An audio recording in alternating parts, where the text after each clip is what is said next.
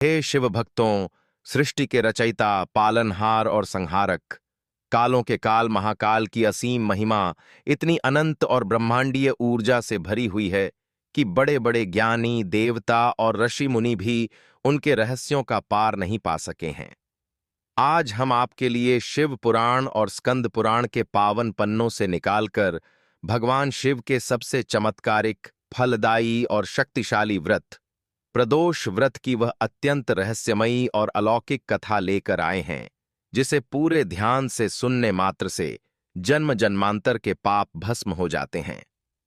दरिद्रता हमेशा के लिए मिट जाती है और बंद किस्मत के ताले ऐसे खुलते हैं जैसे किसी रंक को रातों रात राजा का सिंहासन मिल गया हो। इस अत्यंत पावन कथा की गहराइयों में गोता लगाने से पहले, यदि आप भी देवाधिदेव महादेव के सच्चे निष्ठावान और परम भक्त हैं, तो महादेव और बजरंगबली की कृपा पाने के लिए तैयार हो जाइए। भगवान शिव के दरबार में अपनी हाजिरी लगाने और इस कथा का पूरा पुण्य प्राप्त करने के लिए अपने हृदय में हर हर महादेव, ओम नमः शिवाय या जय श्री महाकाल का स्मरण करें, क्योंकि भक्तों, आपका सच्चे मन से किया गया स्मरण महादेव के श्री चरणों में आपकी सीधी अर्जी लगा सकता है। तो चलिए अब परम श्रद्धा के साथ आरंभ करते हैं यह अद्भुत कथा। हिंदू धर्म की प्राचीन मान्यताओं और शास्त्रों के अनुसार हर महीने के दोनों पक्षों यानी कृष्ण पक्ष और शुक्ल पक्ष की त्रयोदशी तिथि को यह परम कल्याणकारी प्रदोष व्रत रखा जाता है। प्रदोष काल उस अत्यंत रहस्यमयी और ऊर्जावान गोधूली बेला को कहा जाता है जब सूर्य देव अस्ताचल की ओर जा रहे होते हैं, दिन ढल रहा होता है और रात्रि का अंधकार धीरे धीरे अपना आंचल पसार रहा होता है।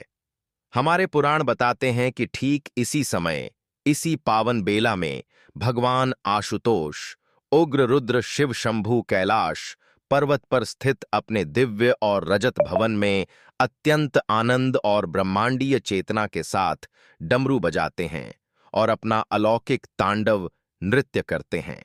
जिस समय संपूर्ण ब्रह्मांड की सकारात्मक ऊर्जाएं अपने चरम बिंदु पर होती हैं और सभी देवी देवता कैलाश पर शिवजी की स्तुति करने के लिए सूक्ष्म रूप में एकत्रित होते हैं।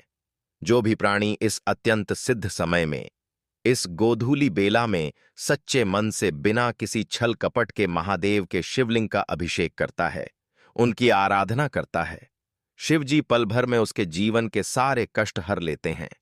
चाहे आपके ऊपर कर्ज का भारी पहाड़ टूटा हो, चाहे आप गंभीर बीमारियों के अंधकार में घिरे हों या शत्रुओं के भय ने आपका चैन छीन लिया हो, प्रदोष व्रत का यह दिव्य प्रभाव इतना अचूक है कि यह हर असंभव को संभव कर दिखाता है।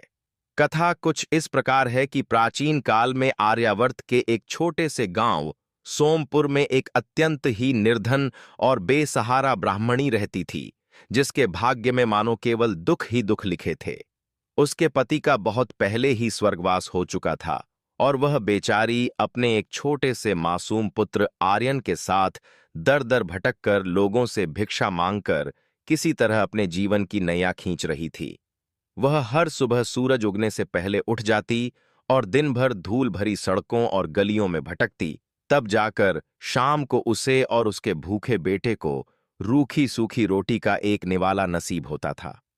उसके चेहरे पर दर्द की गहरी लकीरें थीं और आंखों में आंसुओं का समंदर, लेकिन इसके बावजूद महादेव पर उसका विश्वास हिमालय की तरह अडिग था। एक दिन की बात है, जब वह ब्राह्मणी भिक्षाटन करके अपने थके हुए कदमों से अपनी जर्जर कुटिया की ओर लौट रही थी, तो अचानक उसे रास्ते के किनारे एक अत्यंत ही सुंदर, तेजस्वी परंतु बुरी तरह से घायल, धूल से सना हुआ और थका हारा एक बालक मिला।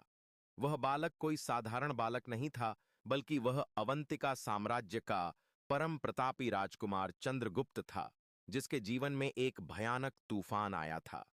शत्रुओं ने छल से अवंतिका पर भयानक आक्रमण कर दिया था। उस महायुद्ध में राजकुमार के पिता यानी वहां के राजा वीर गति को प्राप्त हो गए थे और क्रूर शत्रुओं ने उनके पूरे राज्य, खजाने और सिंहासन पर कब्जा कर लिया था। अपने प्राणों की रक्षा के लिए वह नन्हा राजकुमार किसी तरह राजमहल से भाग निकला था।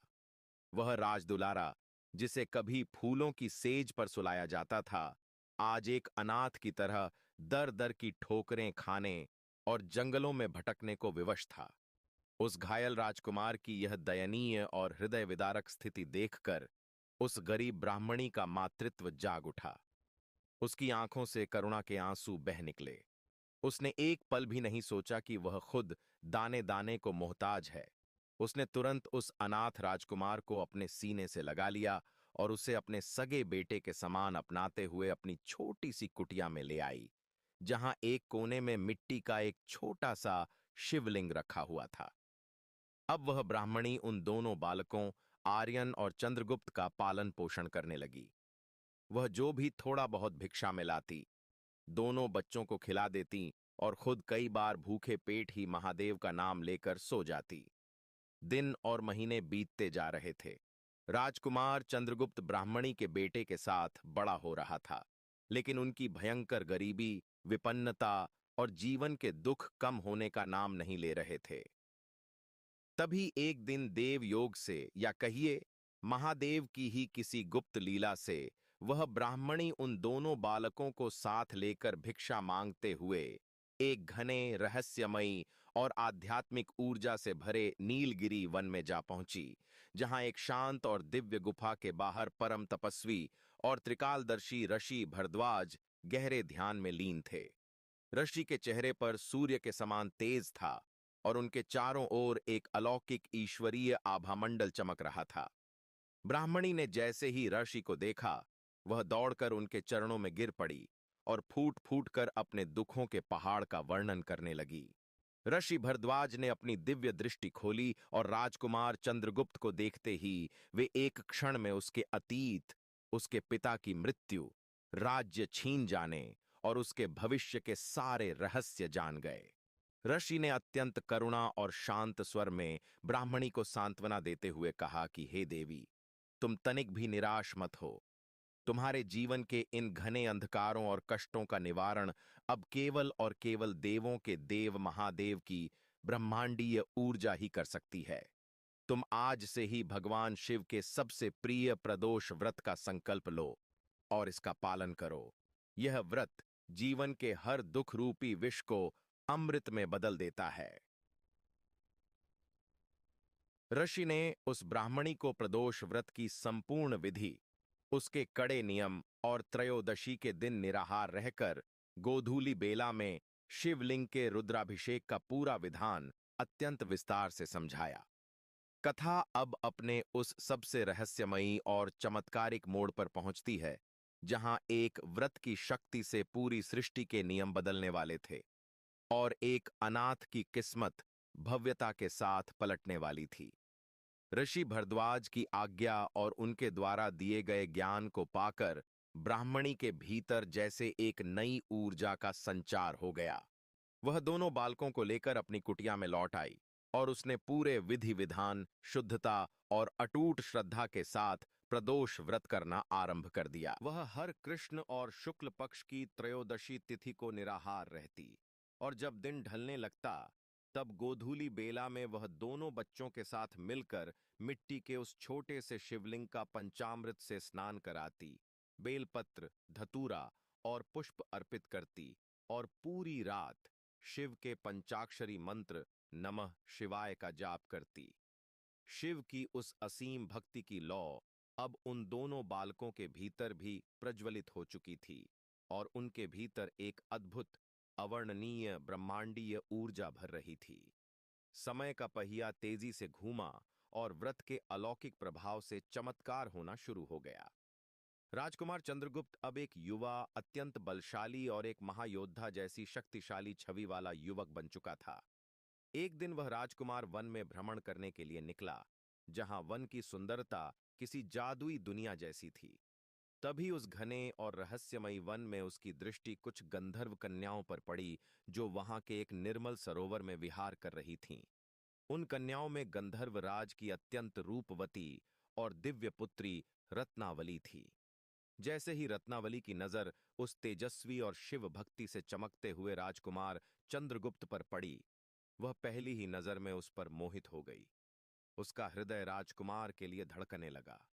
राजकुमार भी उस गंधर्व कन्या के सौंदर्य और उसके तेज से प्रभावित हुए बिना नहीं रह सका।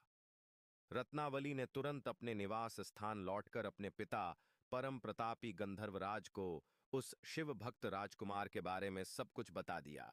गंधर्वराज ने जब अपने गुप्तचरों और अपनी शक्तियों से चंद्रगुप्त के बारे में पता लगाया तो उन्हें ज्ञान हुआ कि यह तो अवंतिका का राजकुमार है, जो भगवान शिव का परम भक्त है, और प्रदोष व्रत के प्रभाव से इसके चारों ओर एक अजय सुरक्षा कवच बन चुका है। भगवान शिव की गुप्त प्रेरणा और उनकी अपार कृपा से गंधर्वराज ने अत्यंत प्रसन्नता के साथ अपनी गुणवान पुत्री रत्नावली का विवाह राजकुमार चंद्रगुप्त से संपन्न करा दिया। लेकिन महादेव का चमत्कार तो अब भी बाकी था। गंधर्वराज ने न केवल अपनी पुत्री का हाथ राजकुमार को सौंपा, बल्कि अपनी विशाल गंधर्व सेना भी राजकुमार के अधीन कर दी, ताकि वह अपना खोया हुआ राज्य वापस पा सके।